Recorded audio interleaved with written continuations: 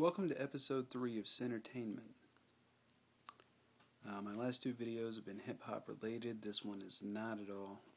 This one is actually based around UFC 141, which takes place December 10th, and the headlining fight is for title contention, and it's between former world heavyweight champion in Strikeforce, Overeem, and former UFC heavyweight champion Brock Lesnar. Now, Brock Lesnar hasn't been in a fight since October 23rd of last year, so roughly 11 months.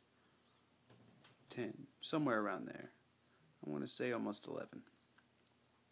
He hasn't fought in a long time, and he's coming back off of a long leave of diverticulitis. He had to pull out of the Junior Dos Santos fight, which Shane Carwin stepped in, fought beautifully for 3 full rounds, and lost by decision. But Brock Lesnar, okay, we're talking about a guy, and all the haters can say whatever they want. I love Brock Lesnar. He came in with absolutely zero experience in mixed martial arts. Min Soo Kim was the first guy he fought, dominated him, which wasn't a big feat. Instantly got pulled into the UFC. Fights Frank Mir, has every controlling position up until the point he got tapped out. After that, he fought Heath Herring and made a fool of him. For 3 full rounds, he took it straight to a decision, just to prove that he could. Soon after that, he fought Randy Couture for the title in his 4th fight ever. He beat Randy Couture, which I'll admit is not a big feat for a guy like Brock Lesnar because he's so big and so powerful and agile. He's fast, he's flexible, he's ridiculous. Has a revenge match with Frank Mir, pounds him out, ridiculous, just gorilla pounds him into a TKO.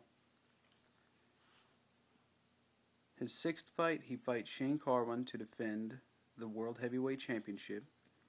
Now, when he fought Carwin, a lot of people say that the ref should have called it. Bean didn't call it. He let it go. He saw that Brock Lesnar was defending himself, and after watching the footage, Brock Lesnar was defending himself. He has gigantic pillow-sized arms. He's holding them up. He's on his back. He's turtled up on his back, and you can't get through that. It's almost like an ultimate defense. For his 7th fight, he defended the title against Cain Velasquez, who is a nearly perfect heavyweight. He is very dangerous in all areas. He's a great wrestler, as is Brock, but he also complements that with a great stand-up. Needless to say, we all saw what happened. Cain Velasquez made a fool out of Brock. Brock was issued to come out after The Ultimate Fighter. I don't know what season it was. I don't follow The Ultimate Fighter anymore. And he was supposed to fight Dos Santos, but we all know that diverticulitis forced him to pull out. He's had a long leave. And now he's fighting Overeem, who I don't believe is as great as everyone says he is. I believe he is just above the average fighter. And the reason is because he fought Fabricio Werdum. Props to him for being the first person to actually beat Fedor.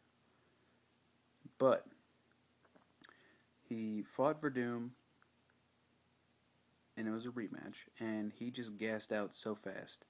And I don't know, I don't have a lot of faith in Overeem.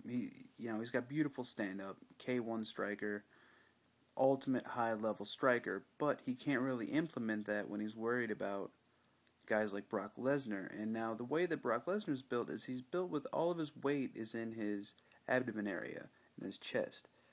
His entire upper body is just solid muscle. It's just a solid, like a rock. Now, Overeem is built almost the same way. He's got thicker legs than Brock, but most of his weight is based around his upper body. So whenever you take something where the weight is on top and you throw an equal weight into the center of it, it's going to push him back. If Brock tries to double leg him, he's most likely going to get the double leg and take, an advantages position. Overall, I think that Brock Lesnar has a shot to win if he can get it to the ground. If he can't get it to the ground, Alistair Overeem is most likely going to TKO him before the first round's over. I don't know. Alistair Overeem could probably make Brock look like a complete fool, like he's never been in a fight. But if Brock gets it to the ground, where he is the dominant fighter, I believe it's going to be a short night. Brock can TKO him. Brock can submit him. He's so powerful. But this is going to raise a lot of questions. How is Brock prepared with such a short amount of time? Yeah, he went up to Canada and he worked on a farm and he got back into 100% shape. But how is his cardio? I mean, working on a farm isn't fighting in the UFC. It's completely different. How is his striking improved? Has it improved at all? Because if it hasn't, he's going to be in a lot of trouble on the feet. How's his ground game? Has he had time to prepare it for someone as good as Overeem, who is also well on the ground, which means he could submit Lesnar? I think that throwing Lesnar in at the right time with the perfect opportunity. However, the opponent might be a little bit too high-leveled for a guy of Brock Lesnar's stature, who has only had 7 fights in his entire life, which is kind of makes him look like an amateur, which he is. He's an amateur competing on a professional level. Both props to all these guys. My prediction is Brock Lesnar, 3rd round TKO, just pounding Alistair Overeem. I know it's probably not going to go like that at all, but that's what I want to see happen. Thanks for tuning in for the 3rd episode of Centertainment. Come back here to be entertained with news. I'm sorry I don't have a lot of stuff to talk about. The show is brand new to me. But thanks, and comment, rate, subscribe, tell your friends about it. If this is the worst review you have ever seen, the best, which it isn't, I can guarantee that. But if you like the way that I talk to the camera, tell people. Come back and be entertained. This is Oliver Scat. I'm out.